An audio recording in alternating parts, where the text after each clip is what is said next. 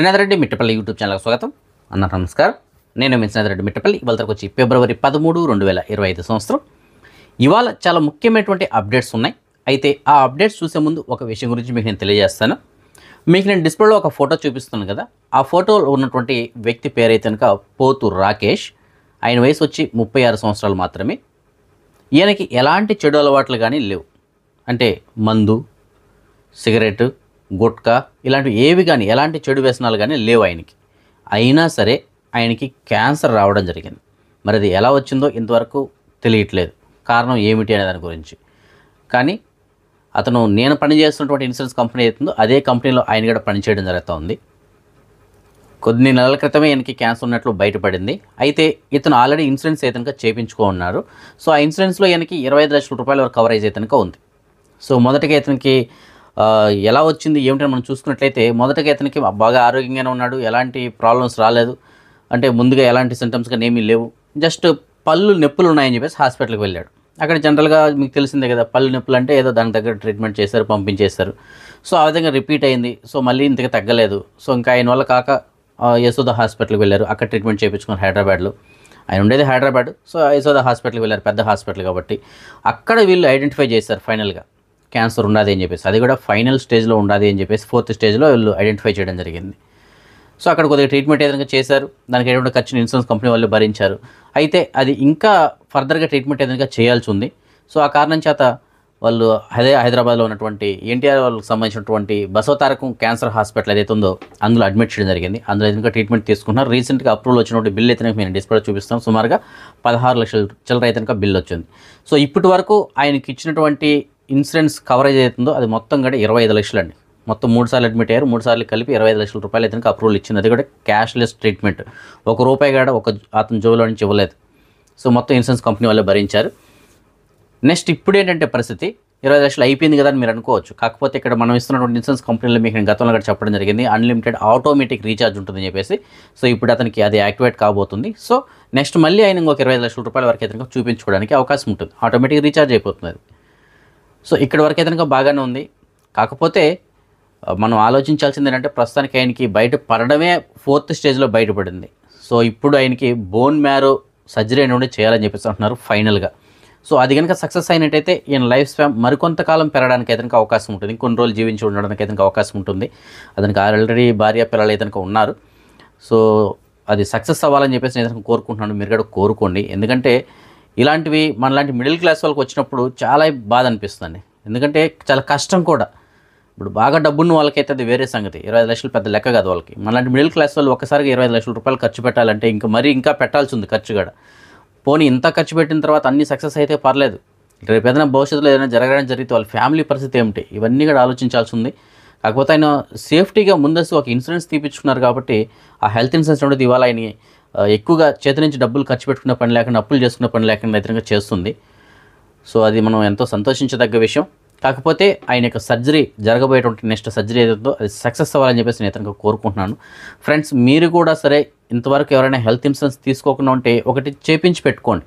నేను ఎన్నో సంవత్సరాలుగా చెప్తున్నాను, సేఫ్టీ అంతేనండి ఇది. సో అది తీసుకున్నాము, దీన్ని మనం వాడుకోవాలి, ప్రతిరోజు వెళ్ళాలి అని ఎప్పటికైనా కోరుకోకండి. హెల్త్ ఇన్సూరెన్స్ అనేది ఒక సేఫ్టీ కోసం అంతే. మనకి వెహికల్ ఇన్సూరెన్స్ ఏ విధంగా చేపిస్తామో సేమ్ అదేవిధంగా మనిషికి కూడా ఒక ఇన్సూరెన్స్ చేపించి పెట్టుకోండి. ఎప్పుడైనా ఏదన్నా ఇలాగా మనకి పెద్ద ప్రాబ్లం అనేది వచ్చిందనుకోండి, ఇమీడియట్లీ అది మనకి ఉపయోగపడడానికి అయితే అవకాశం ఉంటుంది. అంటే అత్యవసర పరిస్థితుల్లో మనకు బాగా ఉపయోగపడుతుంది. అది చిన్నపాటి జ్వరం నుంచి పెద్ద ఎలాంటి ప్రాబ్లమ్స్ వచ్చినా కూడా ఇన్సూరెన్స్ కంపెనీ అనేది మనకి కవరేజ్ అనేది ఇవ్వడం జరుగుతూ ఉంటుంది. కాబట్టి ప్రతి ఒక్కరూ ఒక హెల్త్ ఇన్సూరెన్స్ అయితే చేయించుకోండి. ఎవరైనా ఇంకా చేయించుకోకుండా ఉంటే పూర్తి వివరాల కోసం అయితే మీకు డిస్ప్లే నెంబర్ ఇచ్చాను, ఆ నెంబర్కి కాంటాక్ట్ చేయండి. వివరాలు అయితే మీకు నేను అందిస్తాను.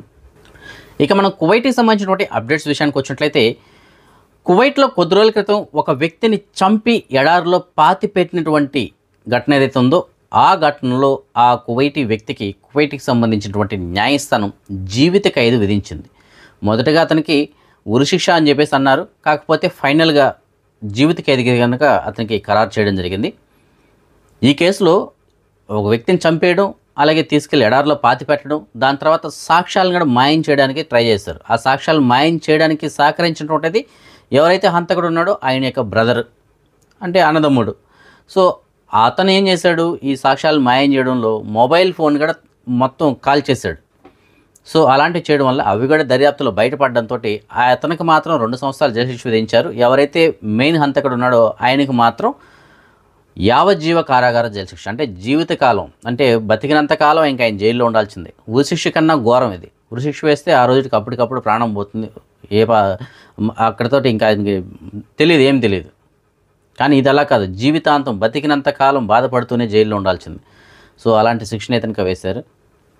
కువైట్కి సంబంధించిన minister of commerce and industries వల్ల తెలియజేస్తున్న సమాచారం మేరకు కువైట్లో ఎవరైనా ప్రవాసీలు లేదు బిదూన్ వ్యక్తులు ఇల్లీగల్గా ఏదైనా వ్యాపారం చేస్తున్నట్లయితే, అంటే సరైనటువంటి అనుమతులు లేకుండా బిజినెస్ కనుక చేస్తున్నట్లయితే అలాంటి వారిపైన చట్టపరమైనటువంటి చర్యలు తీసుకోవడం జరుగుతుంది. అలాగే భారీగా జరిమానాలు, జైలు శిక్షలు కూడా ఉంటాయని చెప్పేసి తెలియజేస్తున్నారు. ఏదైతే ట్రేడ్ లైసెన్స్లు ఉంటాయి కదా, సో అవన్నీ తీసుకొని చట్టబద్ధంగా వాళ్ళు బిజినెస్ చేసుకుంటే ఏ ప్రాబ్లం లేదు. అలా కాకుండా కొంతమంది ఎలాంటి లైసెన్స్లు ఉండవు కానీ సీక్రెట్గా బిజినెస్ అయితే కనుక నడుపుతుంటారు. అలాంటివి కనుక దొరికినట్లయితే చాలా భారీగా జరిమానాలు, జైలు శిక్షలు, అలాగే దేశ బహిష్కరణలు కూడా ఉంటాయని చెప్పేసి అంటున్నారు. అది కువైట్కి సంబంధించిన కువైట్లో ఉన్నటువంటి ప్రవాసీలు కావచ్చు, అలాగే బిదూన్ వ్యక్తులు ఎవరైతే ఉన్నారో వీళ్ళిద్దరికి కూడా ఇది వర్తిస్తుందని చెప్పేసి తెలియజేస్తున్నారు.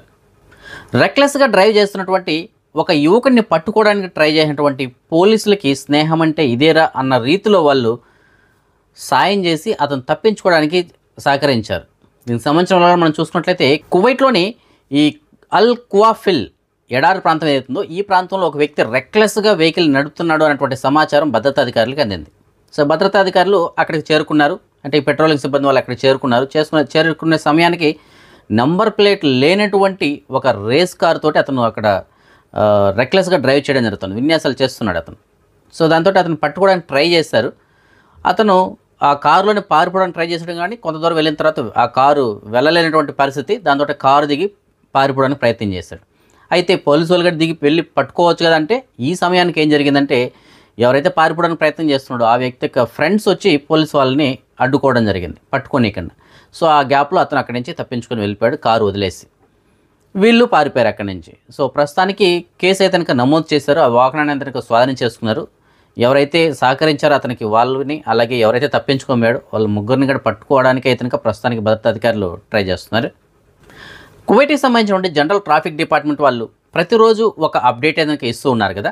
ఎందుకంటే ఏప్రిల్ 22 నుంచి వీళ్ళు కొత్త చట్టాలు ఏదైనా అమలులో తీసుకురాబోతున్నారు. అందులో భాగంగానే ఈ వెహికల్ పార్కింగ్కి సంబంధించి ఒక విషయాన్ని ఇతనికి వాళ్ళు తెలియజేయడం జరిగింది. వాళ్ళు ఏంటంటే వికలాంగుల పార్కింగ్ ప్లేస్ ఏదైతే ఉంటుందో, అంటే హ్యాండిక్యాప్డ్ వాళ్ళు పార్క్ చేయడానికి కేటాయించినటువంటి ప్లేస్ ఏదైతే ఉందో ఆ ప్లేస్లో కనుక ఎవరైనా ఇతరులు అంటే వికలాంగులు కాని వాళ్ళు ఎవరైనా సరే వెహికల్ కనుక పార్క్ చేసినట్లయితే వాళ్ళకి 150 దినాలు జరిమానా ఉంటుందని చెప్పేసి అంటున్నారు.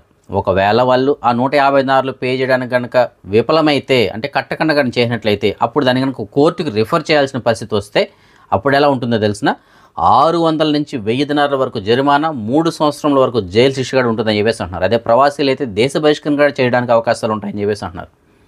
కాబట్టి వికలాంగులకు కేటాయించినటువంటి పార్కింగ్ ప్లేస్ అవుతుందో అక్కడ వాళ్ళని మాత్రమే పార్క్ చేసుకుని ఇద్దాం. మనం ఎట్టి పరిస్థితుల్లో కానీ అక్కడ తెలియక అక్కడ కనుక పెట్టినట్లయితే ఎలాంటి ఇబ్బందులు అయితే ఎదుర్కోవాల్సి ఉంటుంది. బంగారం ధరలు ప్రస్తుతానికి ఆకాశాన్ని అంటుతున్నాయి. ఆ విషయం మనందరికీ తెలుసు. అయితే ఈ బంగారం ధరలు రానున్న రోజులు తగ్గచ్చా పెరగచ్చా అనేసి అంటే కొన్ని గణాంకాల ప్రకారం మార్చి కల్లా 1 గ్రాము బంగారం ధర 30 దినాలకు చేరుకునేటువంటి అవకాశం ఉంటుందని చెప్పేసి అంటున్నారు. దీనికి గల ముఖ్యమైనటువంటి కారణాలు కొన్ని చూద్దాం మనం. ఒకటి వచ్చి ఈ ఉక్రెయిన్ అలాగే రష్యా మధ్య జరుగుతున్నటువంటి దాడులు, అలాగే ఇజ్రాయెల్ మరియు పాలస్తీనా మధ్య జరుగుతున్న దాడులు, అలాగే ఈ డొనాల్డ్ ట్రంప్ ఎవరైతే ఇప్పుడు అమెరికా అధ్యక్షుడిగా ఎన్నికయ్యారో ఆయన తీసుకున్నటువంటి కొన్ని నిర్ణయాలు, ఏవైతే ట్యాక్స్లు ఉన్నాయో ఆ ట్యాక్స్లను పెంచేసాడు ఆయన విపరీతంగా. ఆఖరికి మన ఆ దేశానికి దిగుమతి చేసుకున్నటువంటి వస్తువులు ఏవైతే ఉంటాయో వాటిపైన సుమారుగా 25% వరకు ట్యాక్స్ ఏదైనా పెంచాడు. దానివల్ల మన భారతదేశం అక్కడికి ఎగుమతి అయ్యేటువంటి వస్తువులు ఏవైతే వాటిలో కూడా ఇంకా ట్యాక్స్ ఎక్కువగా ఉండడం వల్ల అక్కడ దిగుమతి చేసుకున్న వాళ్ళ సంఖ్య తగ్గిపోతుంది. అంత ట్యాక్స్ పే చేసి ఎవరు దిగుమతి చేసుకుంటారు? సుమారు 25% ఏదైనా పెంచాడు ఆయన. సో ఆ విధంగా కొన్ని ఆయన తీసుకున్న నిర్ణయాల కారణంగా కూడా ప్రస్తుతానికి బంగారం ధర అయితే భారీగా పెరిగాయి. సో ఇది మార్చి కల్లా సుమారుగా 1 గ్రాము బంగారం ధర 30 దినాలు చేరుకోవచ్చు అని చెప్పేసి అంటున్నారు. సో బంగారం ధరే 30 దినాలు ఉంటే మళ్ళీ దానికి మనం ఈ కూలీ ఇవన్నీ ఉంటాయి కదా, అవన్నీ కలుపుకుంటే ఇంకా అవుతుందో ఊహించండి. సో దీన్ని బట్టి మనం ఆలోచిస్తే తెలిసేది ఏంటంటే రానున్నటువంటి రోజుల్లో మనం బంగారం కొనగలమా అనేటువంటి ఒక క్వశ్చన్ మార్క్ అయితే ఏర్పడుతుంది. ఏదో బాగా డబ్బులు ఉండే వాళ్ళు ఏదైనా కొనుక్కోవచ్చాం కానీ మనలాంటి మిడిల్ క్లాస్ వాళ్ళు బంగారం అంటే ఇంకా అది ఇంకా కలగానే మిగిలిపోయేటువంటి రోజులు కూడా రావచ్చేమో. కువైట్లో ఉన్నటువంటి మన భారతదేశానికి సంబంధించిన రాయబారి కార్యాలయం అంటే ఎంబసీ ఏదైతుందో ఆ ఎంబసీ యొక్క ఆధ్వర్యంలో భారత్ మేళా అటువంటి కార్యక్రమాన్ని ఏర్పాటు చేయబోతున్నారు. ఈ నెల 15వ తారీఖున అంటే రానున్నటువంటి శనివారం రోజున ఏర్పాటు చేయబోతున్నారు. స్థలం వచ్చి సాల్మేలో ఉన్నటువంటి బౌలెనార్డ్ పార్క్ ఏదైతుందో ఆ పార్క్లో ఉన్నటువంటి క్రికెట్ స్టేడియం ఏదైతుందో ఆ స్టేడియంలో ఏర్పాటు చేయబోతున్నారు. ఇక్కడ ముఖ్యంగా ఏంటంటే మన భారతీయ రుచులు అంటే వంటకాలు ఏవైతే ఉంటాయో అవి, అలాగే రాగాలు అంటే సాంగ్స్ కానీ ఇలాంటివి ఉంటాయి కదా అవి, అలాగే సంప్రదాయ వేడుకలు ఏవైతే ఉంటాయో అంటే ట్రెడిషనల్ డ్యాన్సెస్ అంటే ఇవన్నీ ఉంటాయి కదా. సో వీటన్నిటిపైన అక్కడ ప్రదర్శన అయితే కనుక ఇవ్వడం జరుగుతుంది. సో దాంట్లో ఎవరైనా సరే పాల్గొనాలనుకుంటే కనుక దానికి సంబంధించిన లింక్ అయితే నేను వీడియో కింద డిస్క్రిప్షన్లో ఇస్తాను. ఆ లింక్ క్లిక్ చేసి మీ డీటెయిల్స్ కనుక ఫిల్ చేసినట్లయితే జస్ట్ చాలా సింపుల్గా ఉంటాయండి. మీ పేరు, phone number, email ID, passport number, civil ID number ఇంతే. సో కనుక ఫిల్ చేసినట్లయితే మీరు అక్కడ వెళ్ళడానికి అయితే అవకాశం ఉంటుంది. ప్లేస్ వచ్చి సాల్మేలో ఉన్నటువంటి బౌలెనార్డ్ పార్క్లో ఉన్నటువంటి క్రికెట్ స్టేడియం. సమయం ఉదయం 11 గంటల నుంచి రాత్రి 9 గంటల వరకు ఉంటుంది అది. సో ఎవరైనా వెళ్ళాలనుకుంటే కనుక ఆ లింక్ క్లిక్ చేసి డీటెయిల్స్ ఫిల్ చేసి మీరు వెళ్ళొచ్చు. మరిన్ని అప్డేట్స్ చూసే ముందు ఇవాళ వర్షిణి అనేటువంటి పాప 6వ సంవత్సరం పుట్టినరోజు జరుపుకోవడం జరుగుతుంది. ఆ పాపకి నా తరపున అలాగే మన ఛానల్ సబ్స్క్రైబర్స్ అందరి తరపున పుట్టినరోజు శుభాకాంక్షలు. ఇంకా ఎవరైనా మన సబ్స్క్రైబర్స్ యొక్క పిల్లలు వాళ్ళ పుట్టినరోజు జరుపుకుంటుంటే వారికి కూడా నా తరపున పుట్టినరోజు శుభాకాంక్షలు. ఈ మధ్యకాలంలో సైబర్ నేరాలు అయితే కనుక ఎక్కువైపోతున్నాయి కదా, అంటే ఆన్లైన్ మోసాలు చేసే వారి సంఖ్య ఎక్కువైపోతుంది. సో ఇందులో భాగంగానే ఇలాంటి నేరాలకు పాల్పడుతున్నటువంటి ఒక ఇంటర్నేషనల్ సైబర్ క్రైమ్ గ్యాంగ్ని అంటే ఒక ముఠాని కువైట్కి సంబంధించిన భద్రతాధికారులు అదుపులో తీసుకున్నారు. వీళ్ళకి ఈ మధ్యకాలంలో ఈ కమ్యూనికేషన్ నెట్వర్క్ సంబంధించినటువంటి సంస్థలు ఏవైతే ఉన్నాయో వారి దగ్గర నుంచి అంటే సెల్ ఫోన్కి సంబంధించిన నెట్వర్క్ ఉంటుంది కదా, ఆ నెట్వర్క్ సంస్థలు ఏవైతే ఉన్నాయో వారి దగ్గర నుంచి అలాగే బ్యాంకుల నుంచి కొన్ని కంప్లైంట్స్ ఇతనికి వస్తున్నాయి. వారికి సంబంధించిన సర్వర్లు హ్యాక్ చేయడం కానీ లేదంటే డేటాను తస్కరించడానికి ప్రయత్నం చేయడం కానీ ఇలాంటి కంప్లైంట్స్ ఇతనికి వచ్చాయన్నమాట. దీంతో వీళ్ళు ఒక స్పెషల్ టీమ్ని ఏదైనా ఏర్పాటు చేశారు, స్పెషల్ సెక్యూరిటీ టీమ్ని ఏర్పాటు చేశారు. అలాగే సైబర్ క్రైమ్ డిపార్ట్మెంట్ వాళ్ళు కూడా వీళ్ళకి సేకరించడం జరిగింది. వీళ్ళిద్దరూ కలిసి సంయుక్తంగా దీనిపైన పూర్తి డేటాను సేకరించిన తర్వాత మొదటగా ఒక వెహికల్ని కనుక ట్రేస్ చేయగలిగారు. అక్కడికి వెళ్ళి ఆ వెహికల్ డ్రైవ్ చేస్తున్నటువంటి ఆ వ్యక్తిని అదుపులో తీసుకున్నారు. తీసుకున్న తర్వాత చూస్తే ఆ వెహికల్లో ఉన్నటువంటి ఆ సామాగ్రి ఏదైతుందో ఈ హ్యాకింగ్కి ఉపయోగించినటువంటి పరికరాలన్నీ కూడా ఉన్నాయి అందులో. దాని తర్వాత అతని ఇంటికి వెళ్ళారు, ఇల్లు కూడా స్వాధీనం చేయడం జరిగింది. అక్కడ కూడా కొన్ని పరికరాలను స్వాధీనం చేసుకున్నారు. దాని తర్వాత ఇంకొక వ్యక్తిని అదుపులో తీసుకోవడం జరిగింది. వీళ్ళందరూ కూడా ఎవరంటే చైనాకి సంబంధించిన వాళ్ళే. సో ఎంత భారీ స్థాయిలో వీళ్ళు టెక్నాలజీని ఉపయోగించి మోసం చేస్తున్నారంటే వీళ్ళు బ్యాంక్ నుంచి వీళ్ళకి మెసేజ్ వెళ్తున్నట్లు ఈ నెట్వర్క్ టవర్స్ ఏవైతే ఉన్నాయో వాటి ద్వారా మెసేజ్ పంపిస్తారు. వాళ్ళు నిజంగానే బ్యాంక్ నుంచి మెసేజ్ వచ్చింది కదా అనుకుంటాం మనకి ఏదైనా మెసేజ్ వచ్చినప్పుడు. కానీ దాన్ని ఓపెన్ చేస్తే జరిగేటువంటి మ్యాటర్ ఏంటంటే మనకు సంబంధించిన డేటా మొత్తాన్ని కూడా వాళ్ళు తస్కరించి దాని ద్వారా మన అకౌంట్లో ఉన్న మొత్తం అమౌంట్ని వాళ్ళు ట్రాన్స్ఫర్ చేసుకోవడం జరుగుతుంది. లేదంటే ఆ డేటాను ఉపయోగించి భవిష్యత్తులో అయినా సరే మనకి ఏదైనా అకౌంట్లో ఉన్న డబ్బులు కూడా కాజేయడానికి అవకాశం ఉంటుంది. ఒకవేళ ఇప్పుడు డబ్బులు లేకపోయినా తర్వాత అయినా కూడా చేసుకోవచ్చు. సో ఆ విధంగా వాళ్ళు డేటా అనేది కనుక తస్కరిస్తున్నారు. ఇప్పటివరకు ఆ విధంగా చాలా సైబర్ నేరాలకు అయితే పాల్పడ్డారంట. సో ప్రస్తుతానికి వాళ్ళని అయితే అదుపులో తీసుకున్నారు. అయితే దీనికి సంబంధించిన ఒక వీడియో ఉంది. ఆ వీడియో కనుక మీరు చూసినట్లయితే ఒక సస్పెన్స్ మూవీ ఉంటుంది కదా, సో ఆ తరహాలో ఉంది. వీడియో నిడివైతే కనుక 2 నిమిషాలే. కానీ వాళ్ళు ఏ విధంగా చేసేసారు, ఏ విధంగా పట్టుకున్నారు, అక్కడ ఉన్నటువంటి టెక్నాలజీ వాళ్ళు ఏ విధంగా వాడారు, ఏమిటి వాటి కూడా మనం చూసినట్లయితే ఒకసారి మీరు ఆశ్చర్యపోతారు. ఒకసారి ఆ వీడియోని చూడండి. సో రేపు రాత్రి 9 గంటలకు వచ్చేటువంటి మరిన్ని అప్డేట్స్ మనం కలుసుకుందాం. అంతవరకు సెలవు. జై హింద్.